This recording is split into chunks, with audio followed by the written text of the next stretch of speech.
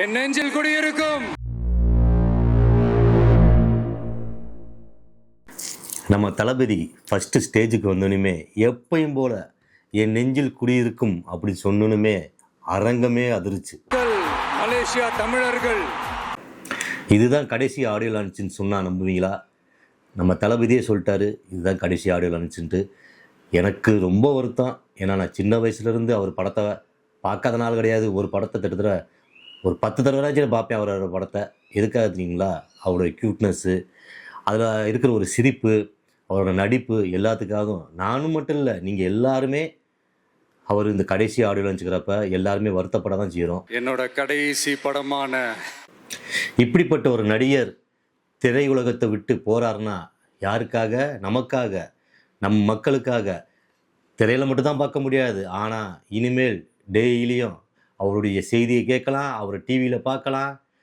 மக்களை தேடி நாடி வந்துட்டுருக்காரு. அவருடைய நம்மளுடைய ஆடியோ லான்ச்சில் வந்து ரொம்ப ஃபீல் பண்ணி அவர் வெளியில் காட்டிக்கலையே தவிர, ஆனால் அவர் மனசு ஃபுல்லாக படத்தை விட்டு திரையுலகத்தை விட்டு போகிறது அவருக்கு ரொம்ப ஃபீலிங்காக தான் இருக்கும். நமக்கு அதே ஃபீலிங் இருக்குது. ஆனால் நம் மக்கள் நம் கூட இருக்க போகிறார் இனிமேல் அப்படிங்கிறப்ப ரொம்ப ரொம்ப ரொம்ப சந்தோஷமாக இருக்குது. மலேசியாவில் ஆடியோ லான்ச் நடந்ததுனால நம்ம தமிழ் மக்கள் யாருமே இங்கே நடக்கலைன்னு அப்படி வருத்தப்படாதீங்க. அங்கேயும் நம் தமிழர்கள் தான் இருக்காங்க. மலேசியாவில் மக்கள் நம் விஜய்க்கு ஆதரவு இருக்காங்க, நம்மளும் அதற்கு ஆதரவு இருக்கோம்.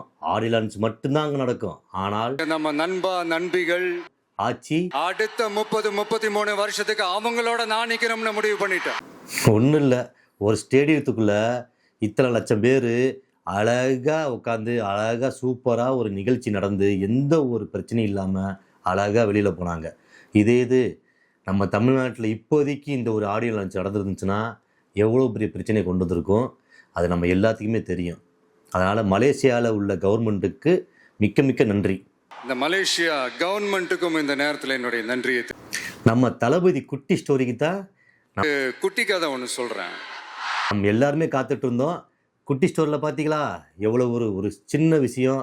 ஒரு நல்லது செஞ்சால் நல்லது மட்டும்தான் நடக்கும், நமக்கு கெட்டது செஞ்சால் கெட்டது நடக்குங்கிறது இந்த ஒரு சின்ன குட்டி ஸ்டோரியில் ஒரு விளக்கம் தெரிஞ்சு. நம்ம அண்ணன் விஜய் சொன்னதில் ஒரே ஒரு பாயிண்ட்டு பார்த்தீங்களா, நம்ம தேட்டருக்குள்ள அவருக்காக போய் நின்னோம், அவர் வந்து நமக்காக நிற்கிறேன்ட்டு. நான் ஃபேஸ் பண்ணாத விமர்சனங்கள் இல்லை. மியூசிக்கல் டிபார்ட்மெண்டல் ஸ்டோர் தளபதிக்கு ஆடியோனா அனிருத்தான்.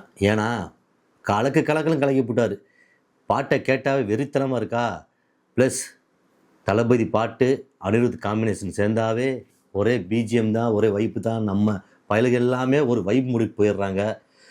அனிருத்து தளபதி காம்போ செம்மையாக இருக்குங்க. பாட்டெல்லாம் கேட்டு பாருங்கள், அருமையாக இருக்குது. எத்தனையோ வில்லனை பார்த்துருந்தாலும் நம்ம செல்லத்தை மறக்க முடியுமா? பிரகாஷ்ராஜ் ஐயா எப்போ கில்லிலிருந்து இப்போ ஜனநாயகம் வரைக்கும் அவர் நம்ம விஜய் கூட ட்ராவல் பண்ணுறதுல ரொம்ப ரொம்ப சந்தோஷமாக இருக்குது. இந்த படத்துலேயும் பிரகாஷ்ராஜ் கலக்கியிருப்பார்னு நினைக்கிறேன். படத்தில் போய் பார்க்கலாம். ஹிந்தி நடிகரான பாபி தியோல், அவரை பார்த்தாவே ஒரே வைப்பாக இருக்கும், ஒரே வெறித்தனமாக இருக்கும். அப்படியே திரையில் அவர் நடந்து வந்தால் வில்லனுக்கே அவர் வந்து ஒரு செஞ்சு வச்ச சிலை மாதிரி. அதோடு சேர்ந்து நம்மளுடைய தளபதியோட காம்பினேஷன் எப்படி இருக்க போகுது அது திரையில் தான் நம்ம பார்க்க போகிறோம். சும்மா பட்டாசு கிளப்ப போகுது, பிளாஸ்ட் தான். பூஜா ஹெக்டே அவங்களுடைய காம்பினேஷன் நம்ம ஆல்ரெடி பீஸ்டில் பார்த்துட்டோம். இப்போ மமிதா பைஜு நடிச்சுக்கிறாங்க. அவங்களுக்கும் நம்ம விஜய் சாருக்கும் காம்பினேஷன் அது மகளாக நடிச்சுக்கிறாங்கன்ட்டு ட்ரெய்லரில் பார்த்துருக்குறோம். படத்தில் அவங்களோட காம்பினேஷன் எப்படி இருக்குன்னு நம்ம பார்க்கலாம். மொத்தத்தில் வந்து ஆடியோ லான்ச் முடிஞ்சிருச்சு. படத்துக்காக எல்லோரும் வெயிட்டிங். ஆனால் இருந்தாலும் மனசு கொஞ்சம் கஷ்டமாக இருக்குது. ஏன்னா எல்லாத்துக்கும் தெரியும் 2026 கலக்க போகிறது ரெண்டு விஷயம். ஒன்று ஜனநாயகம் படம், இன்னொன்று எல்லாத்துக்கும் தெரிஞ்ச விஷயந்தான். பார்த்து செஞ்சு விடுங்க. பிடிச்சிருந்தா எடுத்துக்கங்க, இல்லைன்னா விட்டுருங்க.